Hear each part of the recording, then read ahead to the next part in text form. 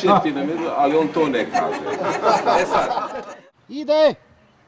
Ja ne vjerujem u linearnu naraciju iz tog razloga što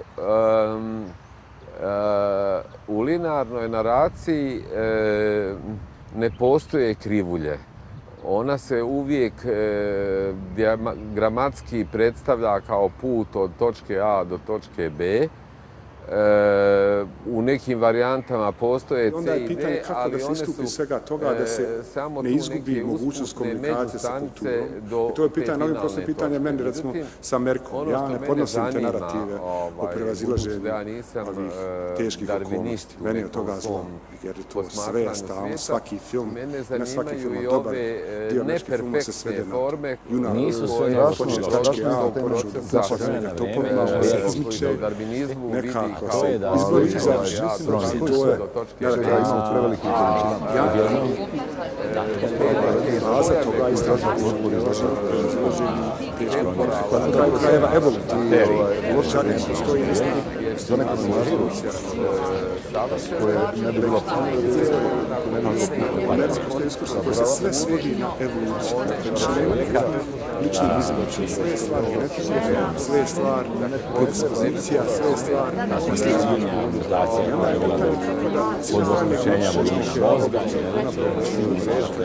u smislu jeste priča o nekom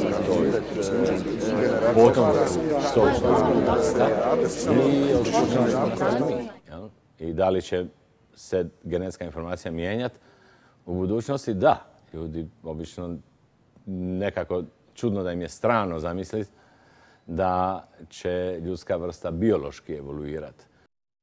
Dakle, ako sam ja autor svog života, ako sam ja autor priče o svom životu, ko priča moju priču? Najstarija forma koju mi poznajemo kao narativni subjekt je epska narodna pjesma. U kojoj ja jako volim tu metriku i ovo što profesor kaže, to je potpuno legitimno. One ideje koje nas pale, protiv njih se treba boriti. Vjerojatno najbolja narodna pjesma ikad napisana je Buna protiv Dahija.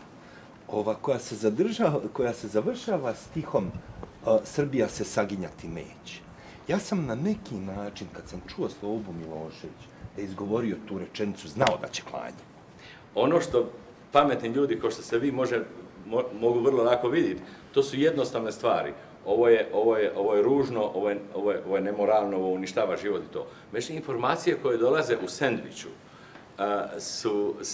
od tih se malo teže braniti.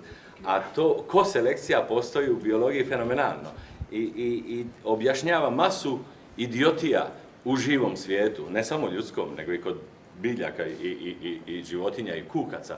Vidiš da nešto stvarno je kretenski. Nije opravdano ni po ekonomiji života, ni po ničemu.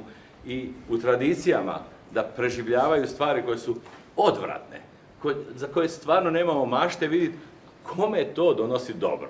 Kao osakačenje genitalno.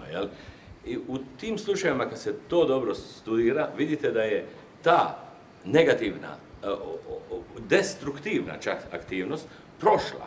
Zato što je bila u koselekciji, išla je u tandemu, u paru s jednom informacijom ili sustavom koji je sam po sebi jako pozitivan, plemenit. Ti napraviš sendvič, između dvije plemenite kriške kruha staviš otrov. I otrov prođe, jer ga ne vidimo. Znaš, volio bi vidjeti nekakvog panka oko nas. Volio bi vidjeti pobunu. Koja je normalna, koju donose nove generacije.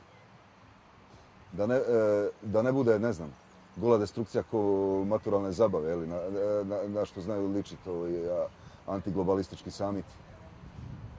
Znaš, volio bi da se ta ideja pobuna artikulira, jer svijet treba propitivati i najsavršeniji naročito ovaj koji je daleko od savršenog. Imam osjećaj da na ovim našim teritorijama postoji veliki broj fantastičnih ljudi, a koji se ne sreću, ne sarađuju, ne pričaju jedni s drugima.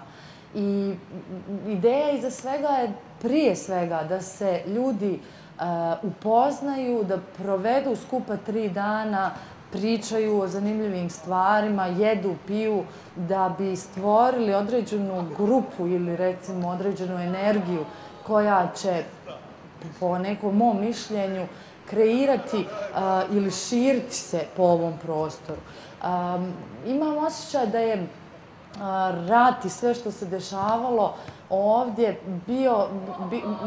bila jedna priča u koju smo svi mi i koji nismo htjeli upali, upravo zato što smo povjerovali ili što smo bili primorani da uđemo kao junaci u tu priču ili antijunaci. Ali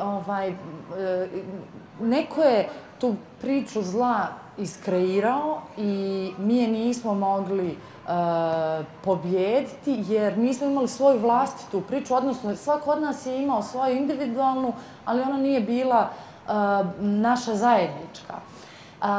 Činilo mi se važno da se barem na energetskom polju počne pričati drugačija vrsta priče.